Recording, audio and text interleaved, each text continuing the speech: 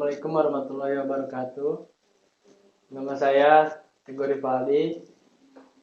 NIM saya 2016 310 217. Di sini saya akan mempresentasikan tentang materi lingkungan tim baru. Apa sih yang dimaksud dengan lingkungan tim baru?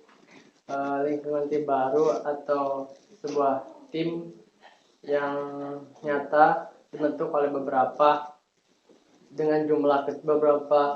orang dengan jumlah kecil, dengan keterampilan yang saling melengkapi, individu yang saling percaya satu sama lain, berkomitmen untuk tujuan yang sama dan pendekatan yang sama untuk menahan dari accountable. Dan berikut adalah jenis-jenis tim. Jenis-jenis tim. Yang pertama, tim kerja. Tim kerja atau tim yaitu yang membuat atau melakukan produksi, merakit dan menyediakan layanan. Dan yang kedua, tim proyek dan pengembangan adalah tim yang bekerja pada proyek jangka panjang dan membubarkan setelah pekerjaan selesai. Dan yang ketiga, tim paralel. Tim paralel adalah tim yang beroperasi terpisah dari struktur kerja dan dari kerja reguler. Dan yang keempat, tim manajemen adalah tim yang mengordinasikan dan memberikan arahan ke subunit di bawah yuridikasi. Dan yang kelima, tim transnasional adalah tim atau kelompok kerja yang terbentuk dari anggota multinasional yang aktivitasnya di berbagai negara. Lalu yang keenam, tim virtual adalah tim yang secara fisik menyebarkan dan mengkomunikasikan secara elektronik dan teknologi. Dan selanjutnya saya akan membahas tentang tim swakelola.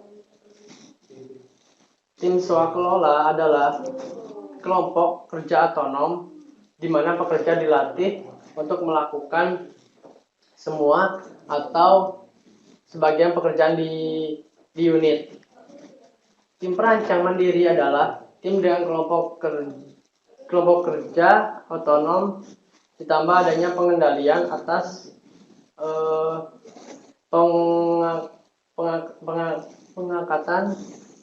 pengangkatan pegawai, pemberhentian pegawai, dan tugas anggota lainnya.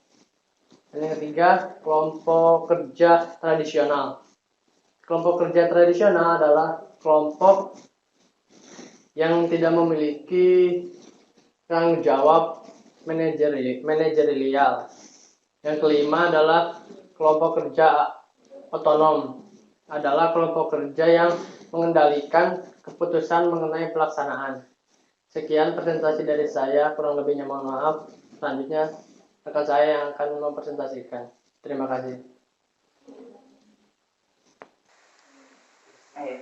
Assalamualaikum warahmatullahi wabarakatuh. Nama saya Erlinda Herasti, NIM 2016 310219. Di sini saya akan membahas tentang proses kelompok. Di sini proses kelompok terdapat 4 kategori, yaitu yang pertama forming. Forming adalah anggota kelompok berusaha untuk meletakkan aturan-aturan dasar jenis perilaku yang dapat diterima. Yang kedua, storming, yaitu permusuhan dan konflik muncul dan orang-orang berlomba untuk mendapatkan posisi kekuasaan dan status. Yang ketiga, norming, anggota kelompok setuju dengan tujuan mereka bersama. Yang keempat, performing, saluran kelompok menyalurkan energinya dalam melaksanakan tugasnya. Bab selanjutnya yaitu perjalanan waktu. Sebuah aspek utama dari pengembangan kelompok adalah berjalannya waktu. Yang pertama, periode kritis pertama ada dalam tahap forming. Maksudnya adalah aturan dan peran digunakan untuk menetapkan preseden yang langgeng. Yang kedua, periode kritis kedua adalah titik tengah antara pertemuan awal dan batas waktu, misalnya menyelesaikan proyek atau membuat presentasi pada periode kritis kedua, atau yang dimaksud dengan titik tengah. Kelompok harus memperbarui atau membuka jalur komunikasi dengan konstituen luar. Bab selanjutnya yaitu urutan perkembangan dari kelompok ke tim. Banyak tim melakukan latihan untuk mempelajari teknik membangun tim. Ini adalah jatuhnya kepercayaan yang klasik. Kepercayaan itu harus diterima, tidak untuk dituntut. Terima kasih. Terima kasih atas perhatiannya. Wassalamualaikum warahmatullahi wabarakatuh. Terima kasih atas kesempatannya. Assalamualaikum warahmatullahi wabarakatuh. Nama saya Dahana Skararum Probo dengan NIM 2016310222.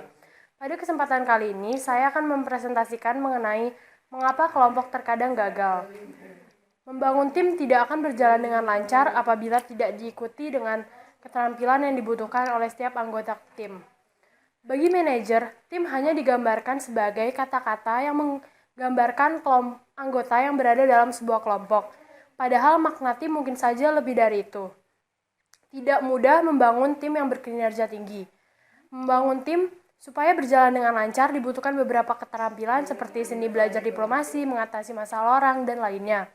Karena pada saat kita bekerja tim, kita tidak bekerja secara sendiri melainkan bersama orang lain. Dan pada saat itu pula kita harus mengetahui kelemahan dan kelebihan dari masing-masing anggota tim. Selanjutnya, saya akan mempresentasikan mengenai membangun tim efektif. Ada beberapa ciri-ciri yang dapat digambarkan untuk membangun tim yang efektif.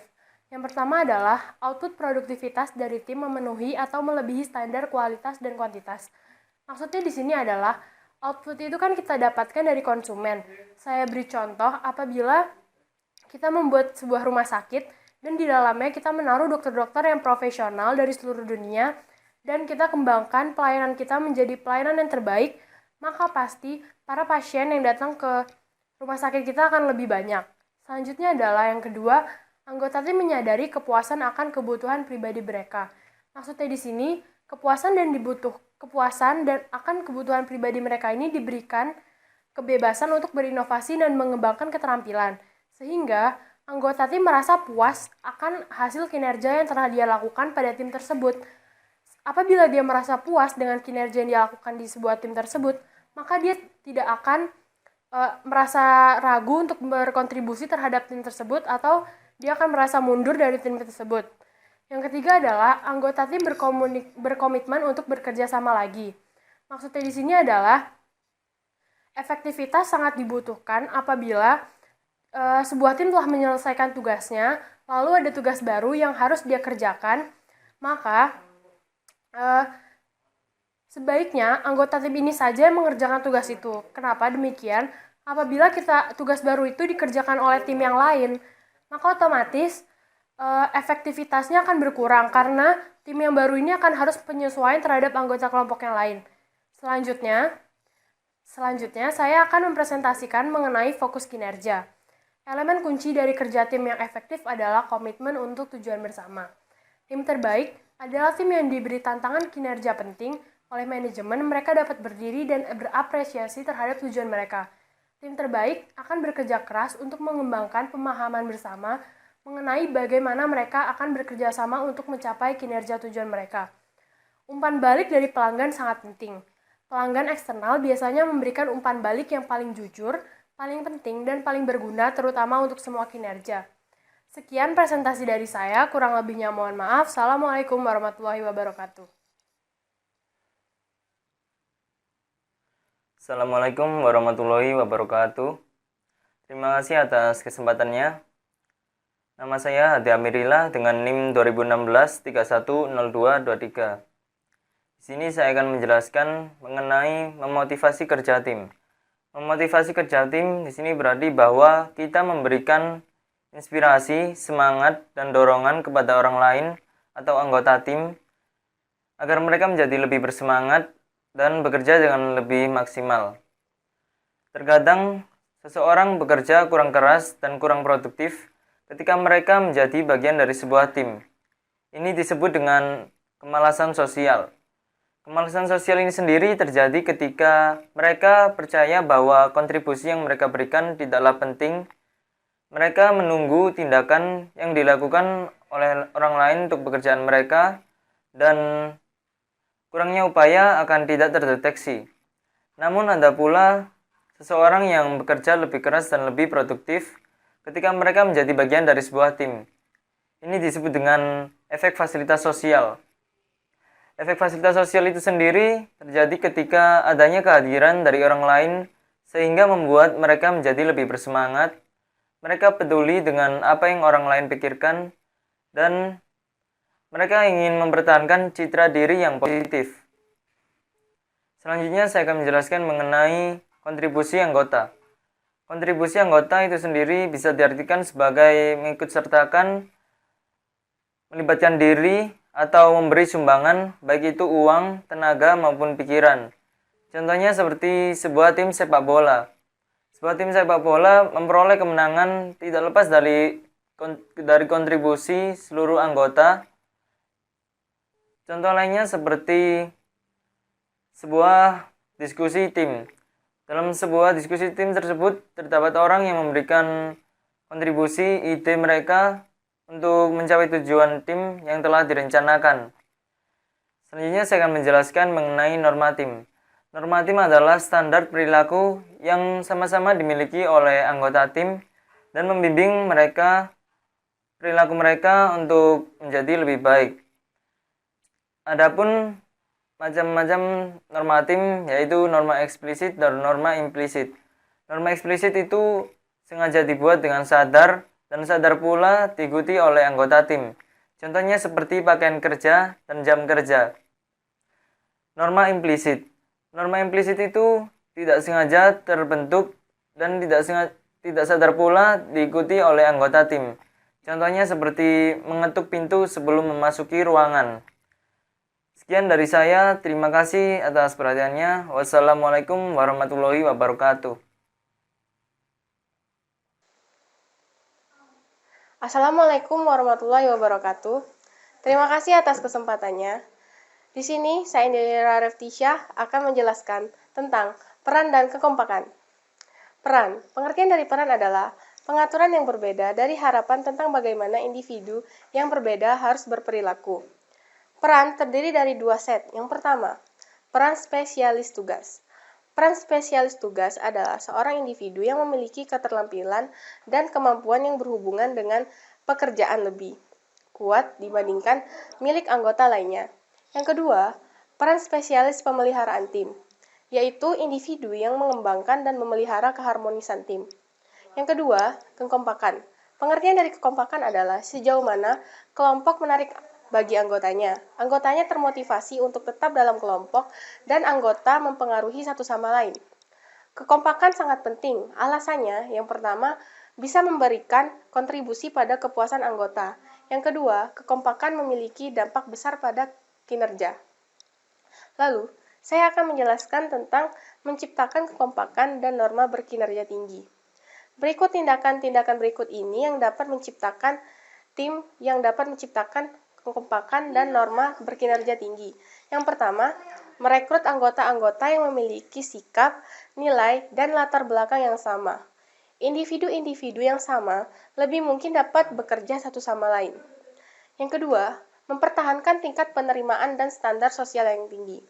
Tim dan organisasi yang sulit dimasuki bisa mendapat prestis yang lebih. Individu yang bertahan pada wawancara, seleksi, atau proses pelatihan yang sulit akan membanggakan atas pencapaian mereka yang lebih merasa memiliki keterampilan dengan tim. Lalu, yang ketiga, menjaga tim agar tetap kecil. Semakin besar kelompok, anggota kurang penting mungkin merasa tim kecil akan merasa seperti kontributor yang besar. Yang keempat, membantu tim mencapai keberhasilan dan mengumumkan hasil kesuksesan tersebut. Jadilah seorang pemimpin yang berorientasi pada tujuan yang memperlancar keberhasilan. Pengalaman akan kemenangan semakin mendekatkan tim bersama. Kemudian, jika Anda menginformasikan kesuksesan tim terbaik, maka para anggota akan meyakinkan bahwa mereka merupakan bagian yang penting. Yang kelima, jadilah pemimpin yang ikut berperan. Keikutsertaan dalam pengambilan keputusan membuat para anggota tim merasa lebih terlibat satu sama lain dan berusaha merasa mencapai tujuan. Terlalu banyak pengambilan keputusan yang otoriter pada level atas dapat menjauhkan kelompok dari pihak manajemen. Yang keenam, menyajikan tantangan dari luar tim. Kompetisi dengan kelompok lain membuat anggota tim terikat bersama untuk mengalahkan musuh. Baik, itu saja yang dapat saya sampaikan. Saya akhiri. Wassalamualaikum warahmatullahi wabarakatuh. Saya lanjutkan dengan rekan saya. Terima kasih atas kesempatannya. Nama saya Dita Ananda Putri dengan nomor NIM 2016-310235. Di sini saya akan menjelaskan tentang mengelola hubungan lateral. Yang pertama, mengarah ke arah luar. Beberapa peran hubungan tim dengan lingkungan eksternal mereka yang bagi individu dan kelompoknya baik di dalam maupun di luar organisasi. Yang pertama ada penjaga gerbang. Penjaga gerbang adalah anggota tim yang mengikuti pertumbuhan saat ini dan memberikan kepada tim informasi yang relevan. Yang kedua, menginformasikan. Menginformasikan ini adalah strategi tim yang memerlukan pengambilan keputusan dengan tim dan menginformasikan pihak lain tentang tujuannya. 3. Mempertunjukkan. Mempertunjukkan adalah strategi tim yang memerlukan penekanan stimulan secara eksternal maupun internal untuk membangun tim untuk mencapai visibilitas. Yang nomor 4, menyelidiki. Menyelidiki adalah strategi tim mengharuskan anggota tim selalu berinteraksi kepada pihak luar, mendiagnosa kebutuhan mereka, dan bereksperimen terhadap solusi. Yang kedua, hubungan peran lateral. Mengelola hubungan kelompok dan tim lainnya melaksanakan strategi memberi dan menerima secara dinamis yang memastikan koordinasi yang tepat seluruh sistem manajemen. Ada pola pengembangan hubungan kerja. Yang pertama yaitu hubungan aliran kerja. Hubungan aliran kerja muncul sebagai bahan yang diturunkan dari satu kelompok ke kelompok lainnya. Yang kedua, hubungan jasa. Hubungan jasa terjadi ketika manajemen puncak memusatkan aktivitas kepada unit-unit lain yang memperoleh akses. Yang ketiga, hubungan konsultasi. Hubungan konsultasi dibentuk untuk tim yang mengalami permasalahan dan diminta untuk menemui ahli pengetahuan.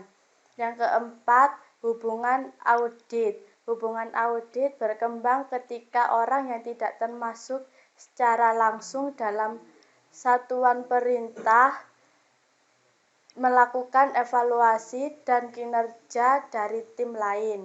Yang kelima, hubungan stabilitas. Hubungan stabilitas melibatkan proses mengaudit sebelum mengungkapkan fakta. Yang keenam, hubungan penghubung. Hubungan penghubung melibatkan perantara di antara tim-tim. Yang ketiga yaitu mengelola konflik. Situasi rumit tergantung dengan organisasi. Banyak faktor penyebab berpotensi besar untuk konflik. Misalnya, perbedaan dalam tujuan, kompetisi dalam tim, dan kelangkaan sumber daya. Sekian dari saya. Assalamualaikum warahmatullahi wabarakatuh. Terima kasih atas kesempatannya. Perkenalkan, nama saya Maulana Reza Saputra dengan NIM 2016-310-240. Pertama, saya akan mempresentasikan materi gaya konflik. Gaya konflik adalah reaksi yang digunakan untuk menyelesaikan suatu permasalahan atau konflik. Terdapat 5 gaya konflik. Pertama, penghindaran. Penghindaran adalah penyelesaian konflik yang melibatkan pengabaian masalah dengan tidak menegaskan ketidaksetujuan. Yang kedua, akomodasi. Akomodasi adalah penyelesaian konflik yang melibatkan kerjasama atas nama pihak lain tetapi tidak bersikap tegas dengan kepentingan satu orang. Ketiga, kompromi. Kompromi adalah penyelesaian konflik yang melibatkan perhatian moderat terhadap kepentingan kedua belah pihak. Keempat, bersaing. Bersaing adalah penyelesaian konflik yang melibatkan fokus yang kuat terhadap tujuan satu orang dan sedikit atau tidak memperhatikan tujuan orang lain. Yang terakhir, kolaborasi. Kolaborasi adalah penyelesaian konflik yang menekankan baik kerjasama dan sikap tegas untuk memaksimalkan keputusan kedua pihak. Selanjutnya saya membahas menjadi mediator. Mediator adalah pihak ketiga yang turut campur guna membantu pihak lain untuk menangani konflik. Untuk menyelesaikan suatu masalah, disarankan adanya mediator agar permasalahan mudah diselesaikan. Selanjutnya saya akan membahas konflik elektronik dan virtual. Konflik elektronik dan virtual adalah konflik yang terjadi saat anggota-anggota tim terpencar secara geografis. Anggota tim akan cenderung mengalami banyak akibat kurangnya kepercayaan dan seringkali ada anggota lain yang memberi solusi kurang optimal akibat kompromi secara tidak langsung. Sekian presentasi dari saya. Wassalamualaikum warahmatullahi wabarakatuh.